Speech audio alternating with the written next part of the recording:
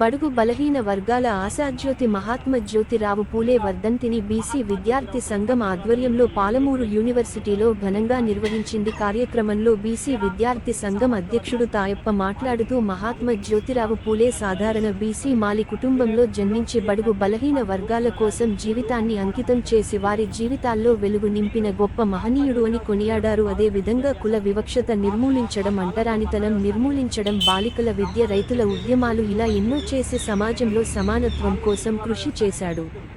సతీ సహగమనం చట్టం తీసుకురావడంలో రాజా రామ్మోహన్ రాయ్ సతీ సహగమన రాయ్తో పాటు కీలక పాత్ర పోషించాడు. అదేవిధంగా వితంతు పునర్వివాహ చట్టం 1856 జూలై 25 రావడంలో కీలక పాత్రను పోషించాడు అని కొనియాడటం జరిగింది. మంచి తప్ప మరి ఏం తెలియని నాయకుడు మహాత్మ జ్యోతిరావు పూలే అంటూ ఘన నివాళులు అర్పించారు.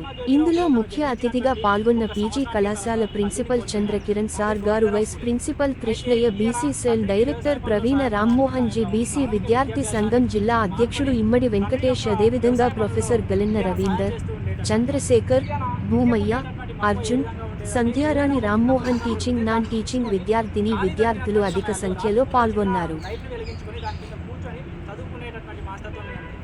గమనించినటువంటి ఒక ఉర్దూ ఉపాధ్యాయుడు గోవిందరావు పూలేకి ఈ యొక్క కుమారుడు చదువుకి చాలా ప్రోత్సాహకంగా ఉన్నాడు, చదువుకునేటటువంటి ఆకాంక్ష ఉన్నది కాబట్టి చదివించాలని చెప్పేసి ప్రోత్సాహంతో పై విద్యను చదవడం అనేటటువంటి ప్రారంభిస్తాడు. అయితే మహాత్మా జ్యోతిరావు పూలే తను 13 సంవత్సరాల వయసు ఉన్నప్పుడు 9 సంవత్సరాల సావిత్రిబాయి పూలేకి పెళ్లి చేస్తాడు. ఈయన తన ఉన్నత చదువులు చదివేటప్పుడు బ్రాహ్మణ మిత్రులు కొందరు తనతో స్నేహం చేస్తారు. ఆ బ్రాహ్మణ మిత్రులు స్నేహం చేసినప్పుడు అందులో ఒక మిత్రుడి యొక్క వివాహం అనేటటువంటిది ఉంటుంది. ఆ వివాహానికి ఆ మిత్రుడు పదే పిలుస్తాడు, పెళ్లికి రమ్మని పిలుస్తాడు. అయితే తప్పని పరిస్థితిలో మహాత్మా జ్యోతిరావు పూలే తన మిత్రుడి యొక్క వివాహానికి వెళ్తాడు. అక్కడ ఉన్నటువంటి వాళ్ళందరూ బ్రాహ్మణులు. ఆ బ్రాహ్మణుల్లో ఒక ఊరేగింపు జరుగుతుంటుంది, దాంట్లో కూడా జ్యోతిరావు పూలే నడుస్తూ ఉంటాడు. అయితే అక్కడ ఉన్నటువంటి ఒక బ్రాహ్మణుడు జ్యోతిరావు పూలేని గుర్తిస్తాడు. ఈ విషయం అక్కడ ఉన్నటువంటి అందరూ బ్రాహ్మణులకు తెలుస్తుంది. అయితే వాళ్ళందరూ కలిసి, ఏం రా నీకు ఎంత పొగరు, ఇక్కడ నీ కులం ఏది, నీ కులం మర్చిపోయినా, అసలు బ్రాహ్మణుల పెళ్లికే రాకూడదు అనేటటువంటి విమర్శతో కొట్టడానికి వస్తారు. దాంతో తీవ్రంగా అవమానించబడి ఇంటికి వెళ్ళి ఇంటి దగ్గర జరిగినటువంటి ఉదాంతాన్ని మొత్తం తన తండ్రికి వివరిస్తాడు. తన తండ్రి వాళ్ళ యొక్క బ్రాహ్మణుల యొక్క ఉదాసీనత వైఖరిని ప్రదర్శించినారు. అదే కనుక మా కాలంలో అయితే అట్లా చూదులు కనుక ఎవరైనా బ్రాహ్మణుల వివాహానికి వెళ్తే కనుక ఏనుగులతో తొక్కించి చంపేటటువంటి వాళ్ళు, నువ్వు ఇంకా చాలా నయ్యము, ఈరోజు ఇంకా నువ్వు ప్రాణాలతో వచ్చినావు కాబట్టి నేను నీకు ముందే చెప్పిన కదా, బ్రాహ్మణుల వివాహాలకు మనం వెళ్ళకూడదు, మనం శూద్ర జాతి వాళ్ళము, అతి శూద్రులము, మనము వీధులలో కూడా వెళ్ళినటువంటి పరిస్థితి ఉండేటటువంటి, ముట్టికి ముందగట్టుకునేటటువంటి సాంప్రదాయం ఉన్నది కాబట్టి మనల్ని అణగారిన వర్గాలు వెనక నెట్టివేయబడినటువంటి వర్గాలుగా సమాజాలు గుర్తిస్తున్నాయని అని చెప్పేసి చెప్తారు. దాంతో ఆయన మేధోమదనం చెంది ఈ సమస్యకు పరిష్కారం ఏంటంటే విద్య ద్వారానే ఈ సమాజాన్ని చైతన్యం చేయవచ్చు అని అంటాడు. ఆ సందర్భంలో మహాత్మా జ్యోతిరావు పూలే ఏమంటాడంటే, విద్య ద్వారానే జ్ఞానం వస్తుంది, జ్ఞానం ద్వారానే సంపద వస్తుంది. ఎప్పుడైతే సంపదను మనం కనుక చేజాక్షించుకుంటే అధికారం వస్తుంది, రాజ్యాధికారం ఎప్పుడైతే పొందుతామో అప్పుడే మనము అస్పృశ్యత, అంటరానితనం అన్నింటినీ కూడా వదిలివేయడానికి ఏకైక మార్గం ఏంటంటే విద్య అనేటటువంటి తీవ్రంగా నమ్ముతుంది. దాంతో 1848వ సంవత్సరంలో బాలికలను ఉద్దేశించి ఒక పాఠశాలను ఏర్పాటు చేస్తారు. దీంట్లో అన్ని కులాలకు సంబంధించినటువంటి, అన్ని మతాలకు సంబంధించినటువంటి బాలికలను ఆ పాఠశాలలో ప్రవేశాలు కల్పిస్తారు. దీంతో ఆ పాఠశాల అనేటటువంటిది బడుగు బలహీన వర్గాలకు చెందినటువంటి మహిళల చేత ఆ పాఠశాల నడపబడుతూ ఉంటుంది.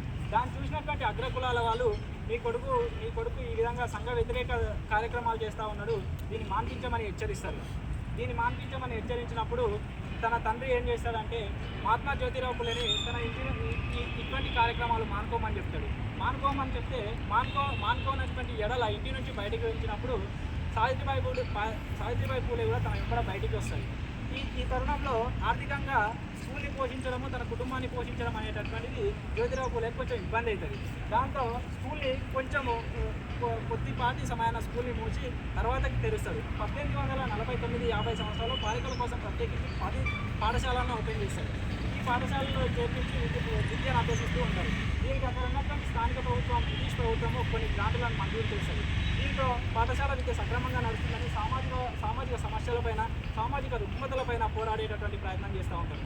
అదే తరుణంలో తన అన్న చనిపోయినప్పుడు తన వదినను అన్న శవానికి గట్టి మంటలో తోచివేసినటువంటి దృశ్యాన్ని తను చూసి చెల్లించిపోతాడు.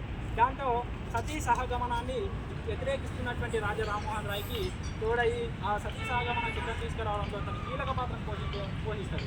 అదేవిధంగా చూసుకున్నట్లయితే వితంతు పునర్వివాహ చట్టం 1856 జూలై 20వ తారీఖు వస్తుంది. దీనికి కూడా మహాత్మా జ్యోతిరావు పూలే ఎంతగానో కృషి చేస్తాడు.